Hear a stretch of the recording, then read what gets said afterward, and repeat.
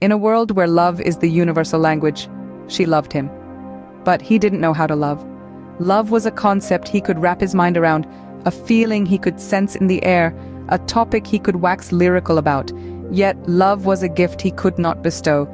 It was as if he was holding a precious gem in his hands, able to admire its beauty but unable to pass it on.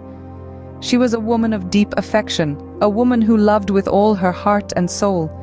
She loved him, not for his charm or his looks, but for the person he was, flawed and imperfect.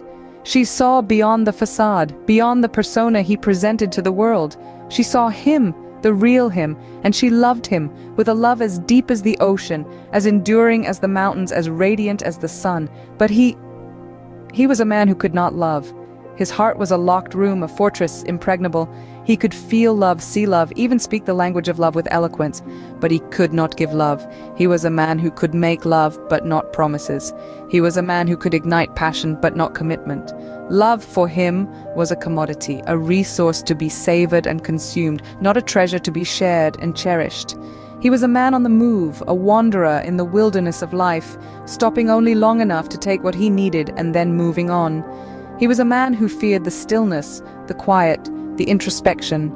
For in the stillness he would have to face himself, face his fears, face his darkness, and she wanted his heart. She knew it was a heart she could not have, a heart locked away in a fortress of fear and self-preservation, but she loved his and lows, withdrawal and manipulation.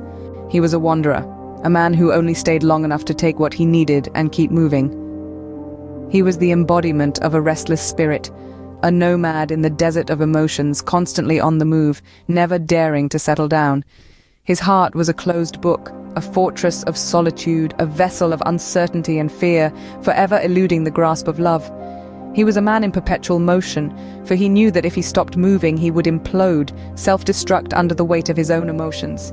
He was a man on the run, not from the law, not from the society, but from himself, from the mirror that reflected his soul, from the echoes of his own heartbeats that revealed too much. He was a fugitive in his own life, escaping from the shadows of his past, from the specters of his emotions.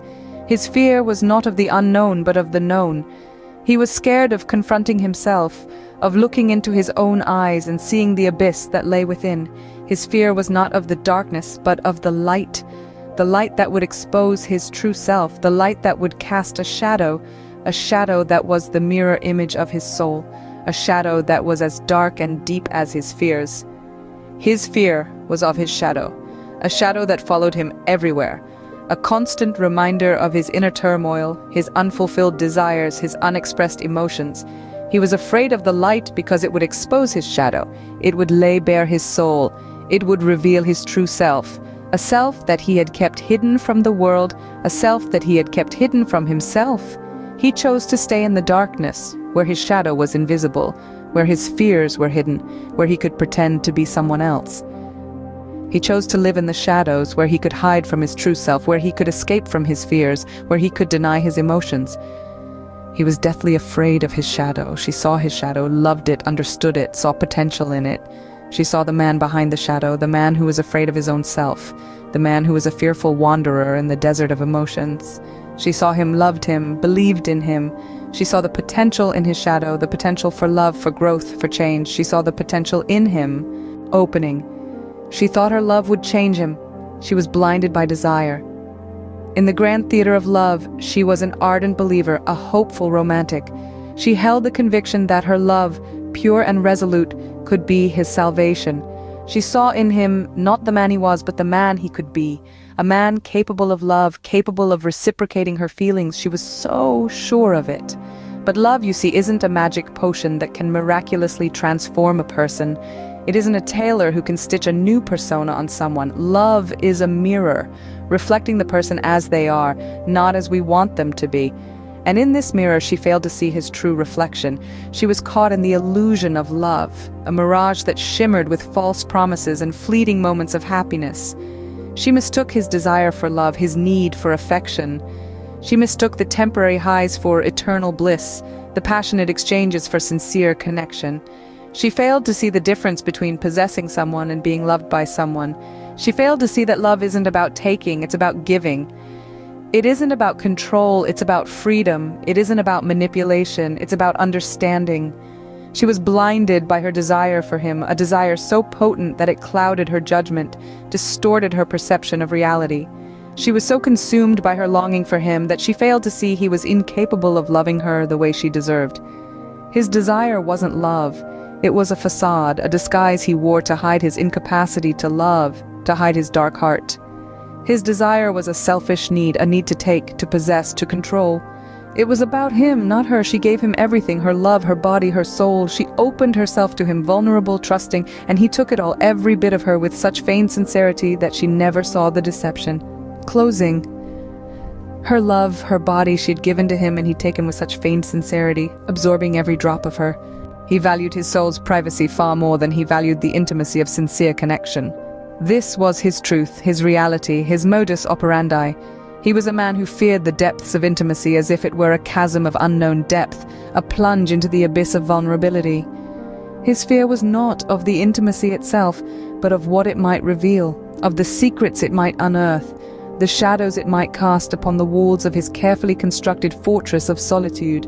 His actions were those of a man on the run, always keeping his distance, always with one foot out the door. He was a master at maintaining a safe distance, not just physically, but emotionally as well. His interactions were surface level, his conversations shallow. He was like a dancer, always moving but never allowing anyone to get too close, to see the man behind the mask. He viewed intimacy as his undoing. To him, it was a risk too great, a gamble with stakes too high. He feared that intimacy would crack open his veneer, exposing his true self to the world. And that was a risk he was not willing to take. He'd rather live in his shell, secure in his isolation, than risk the potential pain of exposure. It's not that he didn't understand intimacy. On the contrary, he understood it all too well. He knew that intimacy demanded honesty, vulnerability, a willingness to share not just the best parts of oneself, but the worst too. And it was this knowledge that terrified him, for he feared that if he shared his true self, he would be rejected, cast aside, left alone. He was a man who equated intimacy with weakness, with loss of control. He saw it as a surrender, another the power to hurt him, to break him, and that was a power he was not willing to relinquish. Intimacy would lead to his undoing, in his mind an irrational and indulgent mistake.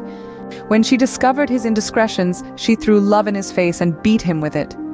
Her heart, once filled with boundless affection, was now a battlefield of betrayal and disbelief. Her dreams, once painted with the hues of their shared love, had turned into a monochrome of melancholy. His unfaithfulness was not just a blow to her trust, but a deep wound to her spirit that loved him unconditionally. Their relationship, once an intoxicating dance of passion and desire, had escalated into a tragic opera of deceit and heartbreak. Each moment, each memory, now tainted with the bitter aftertaste of his betrayal. She had given him her all, her love, her body, her soul, and he had taken it all without a shred of sincerity, without a hint of emotional reciprocity. In the darkness of his deceit, she sought answers, but what she found was a chilling indifference, a coldness that was more painful than his betrayal. His eyes, once her refuge, were now as cold and dark as a winter's night. His energy, once her source of warmth, was now a chilling wind that made her shiver. His laughter, once her melody, was now a haunting echo that mocked her love, her vulnerability. As she confronted him, her eyes scanned his face for traces of remorse, of guilt, of anything that might suggest that he too was hurting. But all she found was a cruel indifference. His stance, once comforting and protective, was now distant and dismissive. His face, once a canvas of shared laughter and intimate whispers, was now a cold, hard mask of disdain.